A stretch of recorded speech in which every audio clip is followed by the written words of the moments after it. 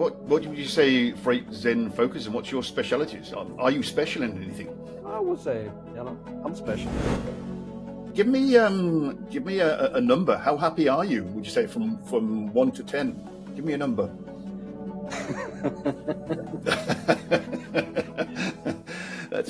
You see, I said you were from the land of smiles. After COVID, after 2020, we saw really a big dip in productivity, and we didn't invite, or we couldn't have any tourists coming into Thailand. So everything stopped. Will this SCN podcast leave you wanting to be with those smiling faces, with their world-famous cuisine, their stunning beaches, and vibrant festivals and culture? Let's see. 70 million people wait for you in Thailand, with over 10 million in Bangkok alone, and that's not including the elephants. Over the last few decades, Thailand's economy has been massively transformed from an agrarian to a world-class reference point. Did COVID and the Asian financial stability take the smile off their faces? Let's see, with Jimmy from Freight Zen. Okay, great. So, welcome again to the SCN Around the World studio. And here today we have Jimmy Jensen from Freight Zen from Thailand. Yes. Thailand, we all know. Yeah. Great place, Thailand. Tropical beaches, excellent food, friendly people. The land of smiles, is that right, Jimmy? Are you all smiling over there?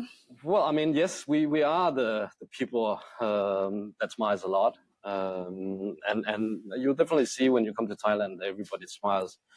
I would say, I mean, a person living in Thailand, it's something that people smile because of the big industry, tourism industry. I mean, 30% of the business that Thailand has is tourism, and obviously that means that you have to smile a lot, right?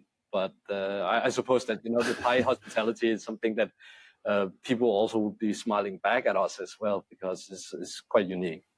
So I think you're being a bit hard on yourself there. I think with being in Thailand, I mean, like, you see a lot of smiles around, but it's not really a forced smile. I do see a lot of like a genuine welcomingness of the Thai people, I would say.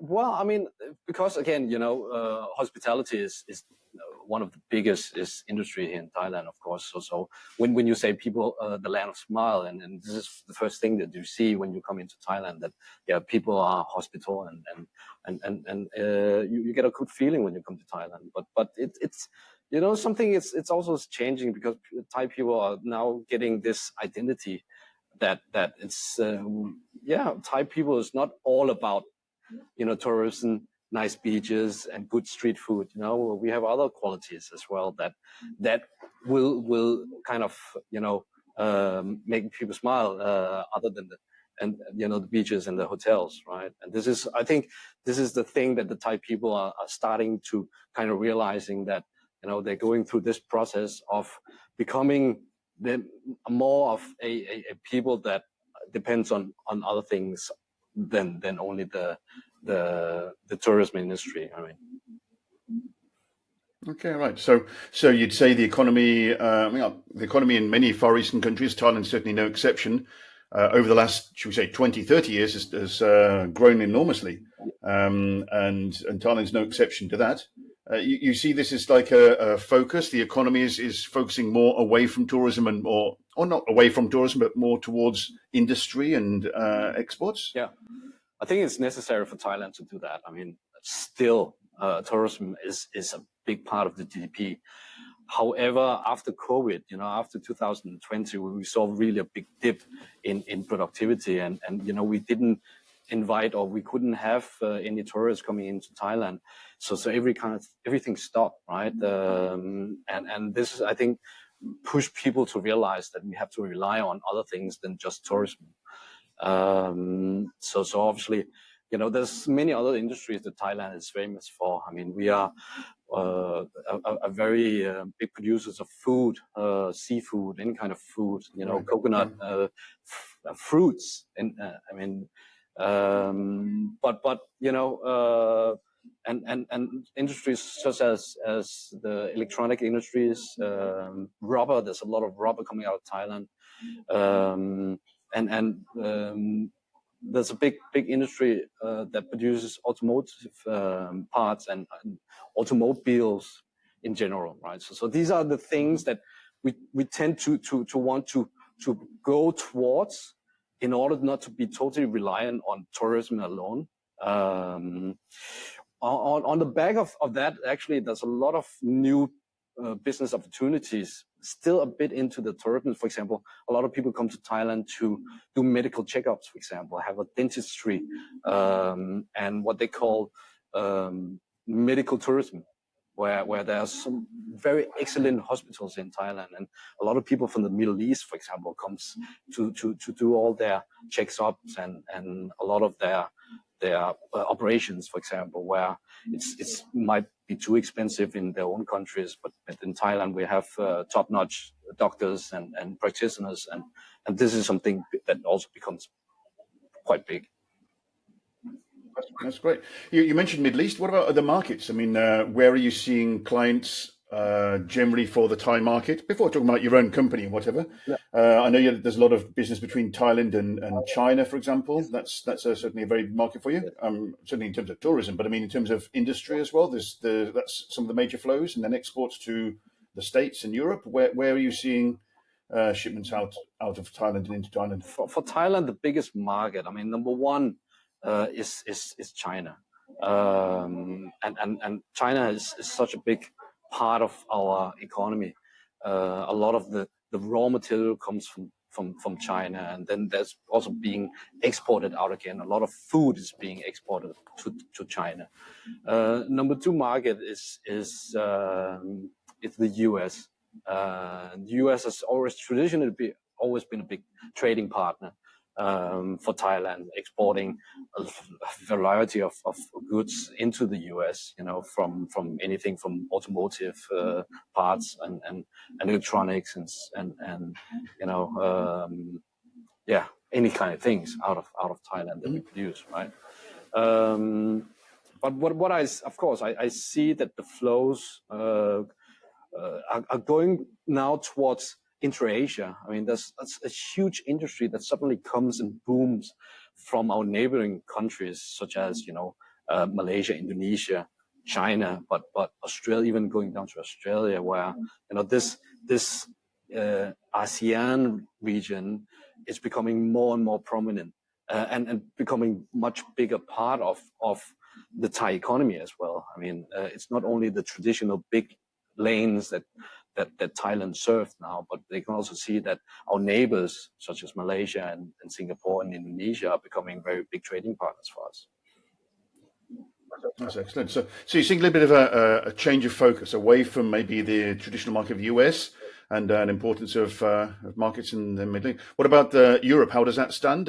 You said increasing, decreasing, as ASEAN increases importance, or about the same, or how you see From my perspective, what I see is of course that Thailand unfortunately didn't manage to get the FTA agreements with Europe, unlike countries like Vietnam that did that a few years back. We had some internal disputes and so on, and so the FTA process was kind of put on hold, and that I think from the statistics and what I see has really affected the trade between Thailand and Europe or EU.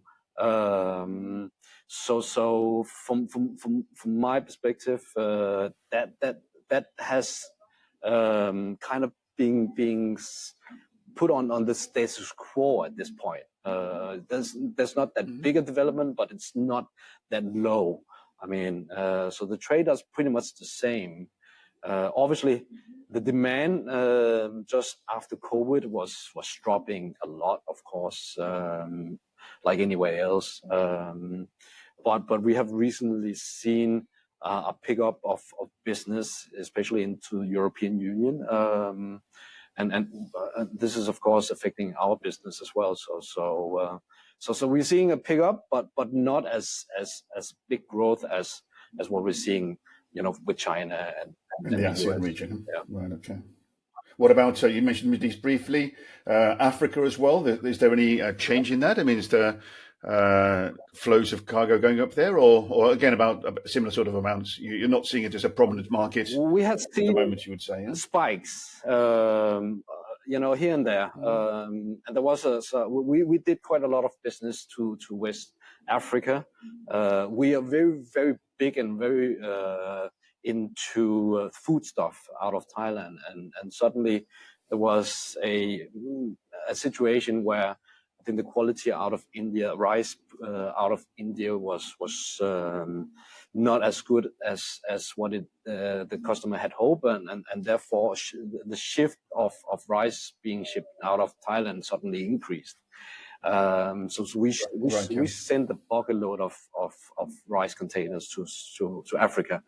So that's kind of, I mean, it's up and down, but I mean, African importers are stable, but it's from what I see, it's more into the food, but commodities like the rubber, even old cars, and you know, some of the commodities that you know are maybe essential for African countries. Right. Okay. It's quite hard to consider what's the growth of Thailand and your own personal experience, I suppose, which is actually quite good because it mixes over a little bit, I think, and gives you your own personal idea. But let's talk a little about yourself. I mean, Freight Zen. How did you get into forwarding? You've never told me that story yet. Did you just fall into it, inherited from family? That's the usual path in, or how did you start off in forwarding? I could say I was kind of bred into it, or was born into it.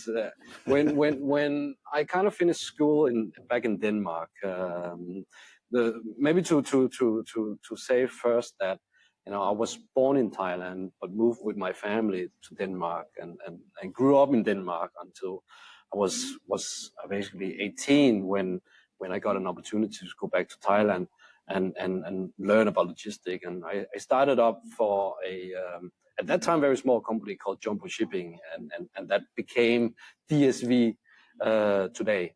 And I kind of never looked back. So I stuck around in Thailand and in various positions and jobs, and until, you know, 6 years ago when I started my own company. So I've kind of been in the business now for almost 30 years, and you know, it was the right time, and I thought I got a good support from network, friends, family, to saying, well, you should start your own business now and do it for yourself. So that's what I did, and that's how Freight Zen Logistics started up 6 years ago. Great. And no looking back since. Started off in Thailand, in Bangkok, and you're spread over Malaysia, Vietnam as well. You're in Vietnam at the moment, yes? Right now, so you're flying around, going to Vietnam. Yeah.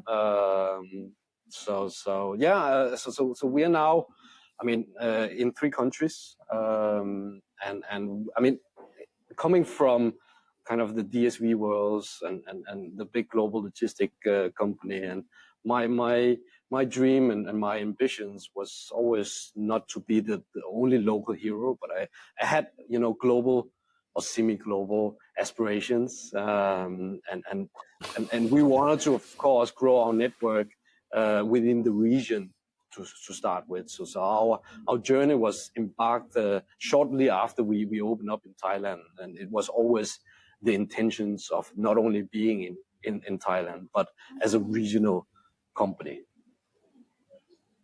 Great. And what would you say Freight Zen focuses on? What's your specialities? Are you special in anything? I would say, you know, I'm special. Well, I mean, as I was saying, that as a freight forwarder, we have kind of found our unique place in the world here, and we do, as I mentioned, we do a lot of food and food products, and this is where we really excel in, and you know, knowing what kind of food grade containers that all the customer want, what kind of things that they talk. You know, we talk the food language when you go and speak with them. You know, right, okay. But we focus very much on export.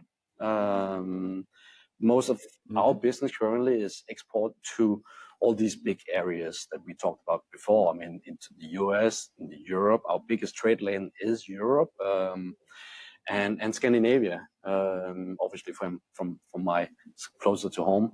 But Europe account for almost 70% of our business from the entire group actually. We do a lot of import as well. Actually, we nurture the export with our agent and partners overseas because that the Incoterm is what it is. So most of the business out of Asia to Europe and US is controlled and decided in Europe. So we of course we accompany that development, but we have quite a big team in terms of a sales team in Thailand, and they focus on the import into Thailand and Asia, where we see that Asian importers make their own decisions here, and it's this where we have more influence in the process of deciding freight. Okay, and what about products there? You're talking about components there, electrical things as well, or car parts, or are you talking about food stuff as well for importing into Thailand? For the import, it's more into the machineries and medical things. So yeah, it's more for production or raw materials for productions. So it's kind of import is different from what we do export wise. We do also a lot of project business and big projects or small projects, which is like more OOG, and right now we are very involved with the development of business in Saudi Arabia actually, and Saudi Arabia we're working with a fellow SCN member as well. We ship right now quite a big project it's an aquarium that is being built in this new city called Nuam. And it's been really a challenge because of the Red Sea. We couldn't get into Jeddah, so the only way we can get and we're talking really big, 6.6 meter in diameters, that we had to ship to Damnam, and then from Damnam, Dawn from Sham can also talk a lot about that. Very, very, very big challenges to actually drive these big components from Damnam to this job site, which is around 2,400 kilometers, and then return them back to the port. Well, a big project there for you, yeah. That's good to see. There's some collaboration going on. It's also always important to have that the connection with agents in other places as well. I'm glad that's connecting up well for you in that case. And so but within SCN you have like other collaboration. You've been a member of SCN for I can't remember now. So 3 or 4 years now. 3 or 4 years now. Yeah. We do quite a lot of business around.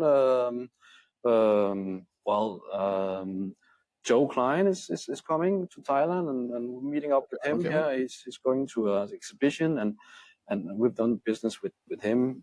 Robert is in the office. We're also doing quite a lot of business with Robert as well. I believe we're pretty active with the SCN network. That's great. Great to hear this. It's positive for you. In other conversations, we've been talking about like sustainability in terms of cars, and you mentioned cars a little bit briefly, but in terms of electric cars as well. How is sustainability and other issues like that seen in Thailand? Are people sustainably aware, you would say, or is it just like a race to profits and keeping sustainability in second hand, or how is that looking at the moment? I think people are starting to get aware of it, and actually because in Bangkok we experience quite a lot of pollution. We experience a lot of dust that comes into the city, and part of that problem is actually the emissions from the cars, right? From the cars. Yeah. So there is a movement also supported by the government to be more sustainable, to be more environmentally friendly, and I believe it is 2030 that they want to reduce the carbon emission by 30% from what it was, I think 5 years ago when they made that plan. And Thailand, as I mentioned, we are an Asian hub for car manufacturing.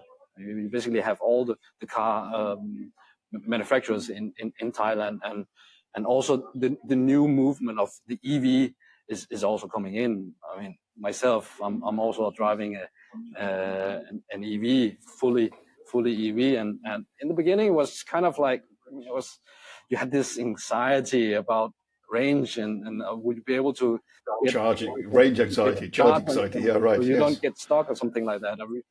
But the network of charging becomes more available, and you become less worried about that. I mean, so we've seen big companies like BYD is coming into Thailand, and the recent motor shows in Bangkok have shown that there's a huge interest, but also that the government really have also gone in and promoted that they could get tax breaks by buying an EV. So you get. Are you talking about like Thai companies here for EVs? Are you talking about Thai companies or Chinese companies setting their factories up here, or a bit of everything, or what's happening? We have seen small bits and pieces of Thai companies are starting in the EV business, but it's the major big companies. I mean, we're talking about BMW, we're talking about Mercedes-Benz, BYD, which is probably the biggest in terms of that. Tesla is not yet in. They're doing their imports from China. But brands, almost every brand has an EV model, either directly imported but also produced in Thailand. What about what more widely is carbon footprinting and the calculation of carbon footprinting being looked into by Thai freight forwarders and Thai industry, or is it really, again, it's something which is creating some interest but not a direct action at this moment in time? It's a thing that people are talking about, but not really doing anything about it. I think that's the same as the rest of the world, to be honest with you. I don't think that's just Thailand. Exactly. But we have seen, I mean, myself, I've unfortunately been in a situation where I've lost business because the customer demanded that we had tools available on our website, or we would be able to provide tools in terms of, carbon emissions and calculations and so on. But if you go into to some of the local companies here, whether they are having these tools available in general, it's very preliminary right now, and it's very, very in the beginning stage where people are now being kind of poked at and saying, hey, if you want to be in business with us and you want to do tenders with us, you must have available this ESG policy and carbon emission data available for us to have access to. So it becomes something that once our customers want it pushes us to develop. And I've seen some of our colleagues also in SEN that has these things available, and some of it is very simple and some of it's very impressive. So we are ourselves very focused on getting tools and getting our software aligned with this new movement as well, because you want to be different from somebody else. Well, that's one of the things where we can be different. We are offering customers biofuel options as well. It's of course not everybody that are interested, but there are some that say, what are you offering in terms of the biofuel? At least we are mentioning it when we are visiting our customers. Okay, it's good to see this movement, and all these things take a little bit of time to get going, and of course if it means an extra cost, that's something to consider. If it's an extra cost, people are often a little bit put back, but I think these movements and these initiatives will become more streamlined and more effective in the future as well. So let's hope we save we get going in time to save the world in that case. Then, Yeah. but in general, I mean, as I say, you seem to be in a country which is, although it's known for tourism and like so some happy times of people visiting your country, at the same time, it seems to be industry is going in the right direction, and there seems to be a good focus there. Yeah. I know happening country and company as well with Freight Zen as well. So so you must be a happy person, as we said. Yeah. Give me a number. How happy are you? Would you say from 1 to 10? Give me a number. 11.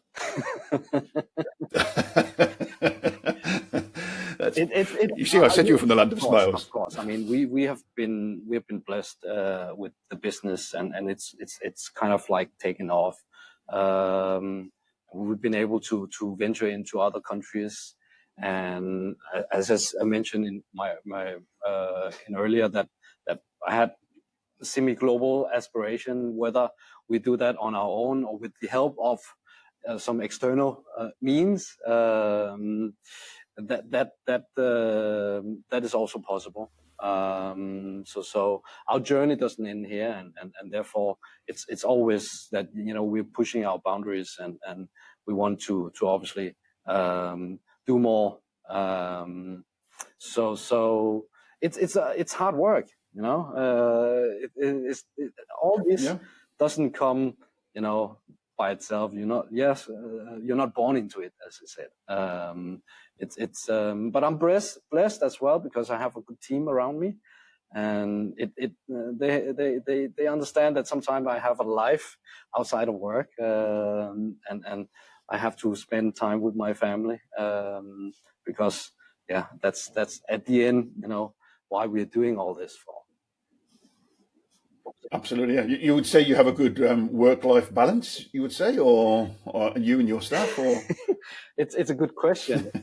In my point of view, you have work and you have life. So they're integrated. I mean, they're integrated into your being. I'm not, you know, Jimmy workman, and I'm not Jimmy only life. When you are an entrepreneur, then it kind of mixes, you know, and you have to take it. And our family have been very forgiving. When we, you know, take a phone late at night, or having to fly to a destination because of a customer or a meeting in Panama. So yeah, I mean, it's a strange question. You do have a good work-life balance, and if you think of that separately in terms of like, let's think of some famous and inspiring people like, I don't know, Elon Musk, Steve Jobs, whatever. Do you think they had a good work-life balance? I would say absolutely not. But I mean, they seem to be focused and having a fruitful and positive life. So that is maybe every case is a case on its own, I think. So, as long as you're enjoying I think it. The work that you put in also equals the result you get out of it. And when you get things out of it, then there will then obviously be much more allocation for whatever you want to do with your family and so on.